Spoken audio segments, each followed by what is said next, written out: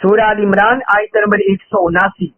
اس آیت میں وما کان اللہ لیطلعکم علی الغیب، آیت مبارکہ کے اس حصے میں اللہ تعالی نے اطلاع علی الغیب، غیب پر مطلع کرنا فرمایا. عامت الناس کو غیب پر مطلع نہیں کرتا. کسی امر کو، کسی اور بندے کو، ہر کس و ناقص کو کوئی بھی غیب پر مطلع نہیں ہوتا. پھر کیا ہوتا ہے؟ اللہ تعالیٰ اپنے رسولوں میں سے جس کو چاہتا ہے مطلع علی الغیب بنا دیتا ہے، اطلاع علی الغیب دے دیتا ہے، غیب پر مطلع کر دیتا ہے، غیب ان پر کھول دیتا ہے، پردے ان پر پردے اٹھا دیتا ہے. غیب کسے کہتے ہیں؟ جو چیز ہمارے حواس میں نہ آئے، ہمارے حواس ہمسا میں نہ آئے، ہمارے عقل و شعور میں نہ آئے، اسے بولتے ہیں غیب. اور یہ غیب اللہ پاک نے فرمایا کہ اے عامت الناس، اے لوگوں تمہیں یہ میسر نہیں. اللہ تعالیٰ تمہیں مطلع نہیں کرتا، بلکہ اللہ تعالیٰ اپنے رسولوں میں سے چن لیتا ہے، اپنے رسولوں میں سے چن لیتا ہے، رسولوں کو منتخب کر لیتا ہے اور رسولوں کو یہ علم غیب عطا کرتا ہے. اللہ تعالیٰ غیب کا جاننے والا ہے ذاتی. یہ بات یاد رکھیں، اللہ تعالیٰ غیب کا جاننے والا ہے ذاتی، اور اس کا غیب کا علم ہے ذاتی، مستقل، ابدی، ہمیشہ کے لیے. اور حضور صلی اللہ علیہ وسلم کا علم غیب پر مطلع ہونا، غیب پر مطلع ہونا، آپ کا علم عطائی اور ابدیت کے لحاظ سے آپ کا علم محدود ہے، محدود ہے ابدیت کے لحاظ سے، اور آپ کا علم آپ کی ذات کے لحاظ سے ہے، آپ کی ذات کے لحاظ سے ہے. جبکہ اللہ تعالیٰ کا علم وہ محیط ہے، جبکہ حضور صلی اللہ علیہ وسلم کا علم حلق ہونے کے لحاظ سے محدود ہے، آپ کی شان محبوبیت کے لحاظ سے، آپ کی شان کے لحاظ سے. بعض لوگ اس حوالے سے بھی وہ یہ سمجھتے ہیں کہ شاید کسی اور کو غیب نہیں ملا، جبکہ یہ نظریہ، یہ عقیدہ رکھنا کہ اللہ نے کسی کو علم غیب عطا نہیں کیا اور غیب پر مطلع نہیں کیا، یہ قرآن و سنت کے خلاف ہے. آپ یہ دیکھ لیں، ہم سورۃ آل عمران اس کا ترجمہ پڑھ رہے ہیں، سورہ آل عمران آیت نمبر 179، اس میں اللہ تعالیٰ نے واضح فرمایا کہ اللہ تعالیٰ تم میں سے کسی کو غیب پر مطلع نہیں کرتا. اے لوگوں تم کو مطلع نہیں کرتا، لیکن اپنے رسولوں میں سے جسے چاہتے چن لیتا ہے. تو یہ عقیدہ ہے علم غیب کا کہ کہ رسولوں کو اللہ تعالیٰ چن لیتا ہے. اسی طرح اللہ تعالیٰ نے 29ویں پارے میں بھی اللہ تبارک و تعالیٰ نے اس بات کو بیان کیا ہے.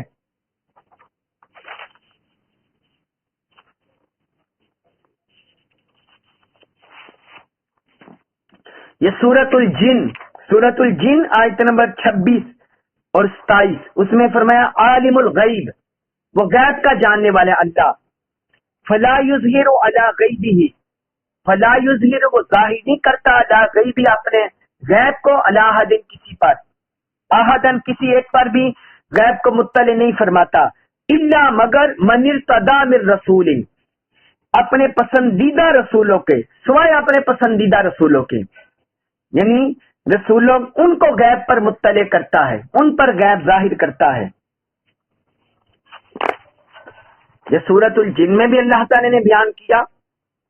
تو جب ہم احادیث مبارکہ دیکھتے ہیں تو اس سے بھی ہمیں یہی پتہ چلتا ہے کہ حضور صلی اللہ علیہ وسلم کو غیب کا علم عطا کیا گیا. یہ صحیح البخاری اور صحیح مسلم کی حدیث ہے. حضرت انس بن مالک رضی اللہ عنہ بیان کرتے ہیں کہ جب آفتاب ڈلا، یعنی آفتاب جب ڈلا تو حضور نبی اکرم صلی اللہ علیہ وسلم تشریف لائے اور ظہر کی نماز پڑھی. پھر سلام پھیرنے کے بعد آپ صلی اللہ علیہ وسلم منبر پر جلوہ افروز ہوئے اور قیامت کا ذکر کیا. پھر فرمایا اس سے پہلے بڑے بڑے واقعات اور حادثات ہیں، یعنی قیامت سے پہلے بڑے بڑے واقعات ہوں گے. پھر فرمایا جو شخص من अहब्बा अन यसअला अन शैइन फलयस्अल अन, फरमाया जो शख्स किसी चीज के बारे में कुछ पूछना चाहता है वो पूछ ले, जिसे ये पसंद है कि किसी भी चीज के बारे में जो पूछना चाहता है वो पूछ ले। फवल्लाहि ला तसअलूनी अन शैइन इल्ला अखबरतुकुम बि मा दुमतु फी मकामी हाज़ा, फरमाया अल्लाह की कसम तुम मुझसे जिस चीज का भी सवाल करोगे जब तक मैं इस मकाम पर खड़ा हूं, इस जगह खड़ा हूं, मैं तुम्हें जवाब दूंगा, मैं तुम्हें तुम्हारे सवाल का जवाब दूंगा, खबर दूंगा। इस पर लोग रोने लगे हजूर का जलाल देखकर, और कसरत हजूर सल्लल्लाहु अलैहि वसल्लम ने कसरत से फरमाया सलूनी, पूछो मुझसे सवाल करो। तो हजरत अनस रज़ियल्लाहु अन्हु कहते हैं एक शख्स खड़ा हुआ, कहने लगा या रसूल अल्लाह मेरा ठिकाना कहाँ है, मैं जन्नत में जाऊंगा या दोज़ख में? हजूर ने फरमाया दोज़ख में, तुम्हारा ठिकाना दोज़ख है। फिर एक शख्स खड़ा हुआ, अब्दुल्ला बिन हुज़ाफा खड़े हुए, अर्ज की या रसूल अल्लाह मेरा बाप कौन है, मेरे बाप का क्या नाम है? हजूर ने फरमाया तुम्हारे बाप का नाम हुज़ाफा है, हुज़ाफा। फिर आप सल्लल्लाहु अलैहि वसल्लम ने कसरत से फरमाया सलूनी सुनूनी, मुझसे पूछो, सवाल करो।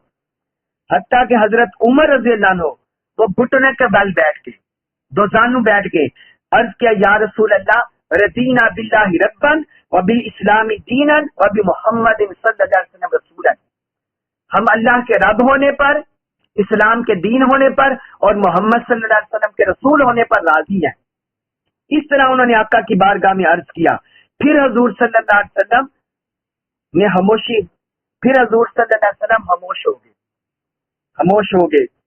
जिस वक्त फिर हजूर सल्लल्लाहु अलैहि वसल्लम ने आगे फरमाया वल्लज़ी नफ्सी बियदिही लक़द उरिदत अलैयल जन्नतु वन नारु आनिफन फी उर्दि हाज़ल हाई व अना उसल्ली, फरमाया उस जात की कसम जिसके कब्जा में मेरी जान है, अभी मुझ पर दीवार के सामने मुझ पर जन्नत और दोज़ख पेश की गई थी।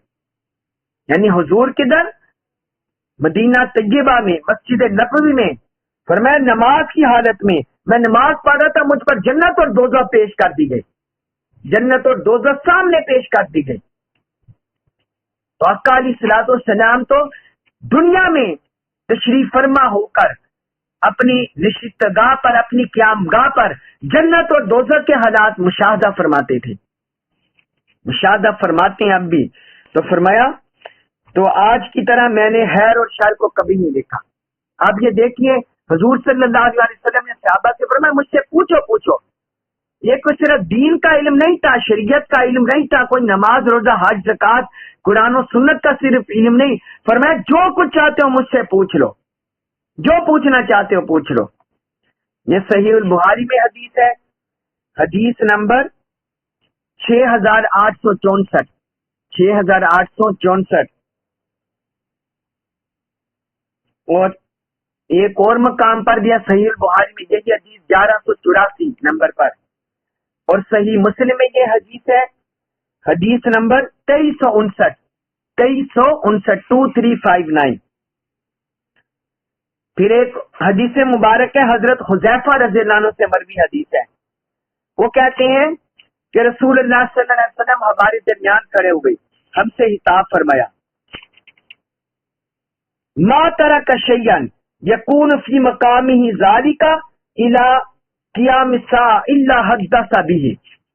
फरमाया आप सल्लल्लाहु अलैहि वसल्लम ने हमारे दरमियान क़याम फरमा होकर उस वक्त से लेकर क़यामत तक के लिए सारी चीजें बयान कर दी, क़यामत तक के सारे अहवाल बयान कर दिए, सारे अहवाल बयान कर दिए और कोई चीज ना छोड़ी।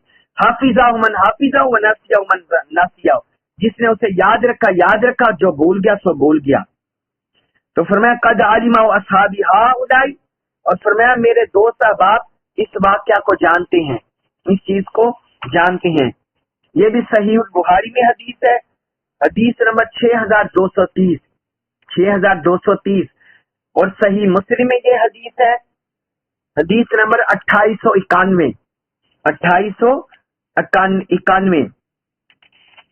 इस तरह हजरत उमर रज़ियल्लाहु अन्हु से मरवी हदीस है, वो कहते हैं कि हुजूर नबी अकरम सल्लल्लाहु अलैहि वसल्लम हमारे दरमियान खड़े हुए, क़याम फरमा हुए, تو آپ صلی اللہ علیہ وسلم نے مخلوق کی ابتدا سے لے کر، جب مخلوق پیدا ہوئی تھی، مخلوق کی ابتدا سے لے کر حتیٰ دخل اہل الجنت منازلہم واہل النار منازلہم، مخلوق کے جنتیوں کے جنت میں جانے اور دوزخوں کے دوزخ میں جانے، ساری چیزوں کی ہمیں خبر دے دی، سارے حوال بیان کر دیے۔ حافظہ ذالک من حافظہ وناسیہ من ناسیہ، جس نے اسے یاد رکھا، جو بھول گیا سو بھول گیا۔ یہ صحیح البخاری میں یہ بھی حدیث ہے، حدیث نمبر 3020، حدیث نمبر 3020۔ اس طرح بہت سی روایات ہیں قرآن میں بھی احادیث میں بھی، جس سے پتہ چلتا ہے اللہ تبارک و تعالی نے غیب کے دروازے آپ پر کھول دیے تھے، غیب پر آپ کو مطلع کر دیا تھا، آپ کو اطلاع دے دی تھی، آپ پر اظہار فرما دیا تھا، آپ کو خبریں دے دی تھی، مطلع کر دیا تھا، آپ کو مطلع کر دیا تھا۔ اور جو اکابر علماء دیوبند مکتب فکر کے گزرے ہیں، انہوں نے بھی اس چیز کو بیان کیا ہے۔ شیخ محمود الحسن دیوبندی، دیوبند مکتب فکر کے مفسر گزرے ہیں، انہوں نے لکھا خلاصہ یہ ہے کہ عام لوگوں کو بلا واسطہ کسی یقینی غیب کی اطلاع نہیں دی جاتی، عام لوگوں کو بلا واسطہ کسی یقینی غیب کی اطلاع نہیں دی جاتی، انبیاء علیہم السلام کو دی جاتی ہے، مگر جس قدر خدا چاہے، یعنی اللہ جس قدر چاہے انبیاء کرام کو غیب کی اطلاع دے دیتا ہے۔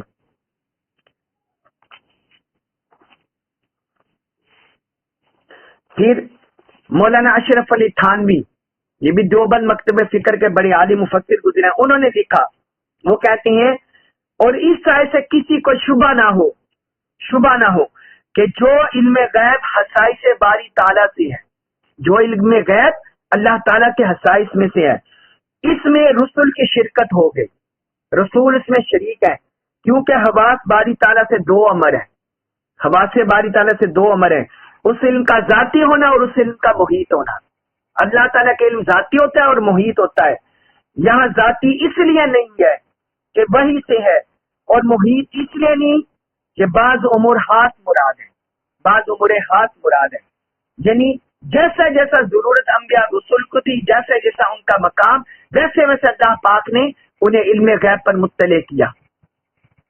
یہ سارا جمیع ائمہ اہل سنت کا، ائمہ اسلام کا یہی عقیدہ رہا ہے کہ انبیاء کرام کو، رسولوں کو علم غیب عطا کیا گیا، اور حضور صلی اللہ علیہ وسلم چونکہ سارے انبیاء اور رسولوں کے سردار ہیں، افضل الخلق ہے جمیع خلق میں سے، لہذا آپ صلی اللہ علیہ وسلم کو سب سے بڑھ کر علم غیب عطا کیا گیا۔ یہ حضور کے علم کی شان ہے۔ تو فرمایا اللہ تعالیٰ جسے چاہے اس کے لیے چن لیتا ہے۔ وَإِن تُؤْمِنُوا تَتَّقُوا، پس تم اللہ پر اور اس کے رسولوں پر ایمان لاؤ، کامل ایمان لاؤ، اور اگر تم ایمان لیا اور تقوی اختیار کرو تو تمہارے لیے بڑا ثواب ہے، تمہارے لیے بڑا ثواب۔ اللہ تبارک و تعالی ہمیں قرآن مجید کا کما کو فہم نصیب فرمائے، اور ہمیں ہمارے عقیدہ کو مضبوط کرے، اللہ آقا علیہ الصلوۃ والسلام کی کامل سچی سچی نسبت غلامی عطا کرے، اور ہمارا جینا مرنا اسی پر بنائے۔ وما علیہ الا البلاغ المبین۔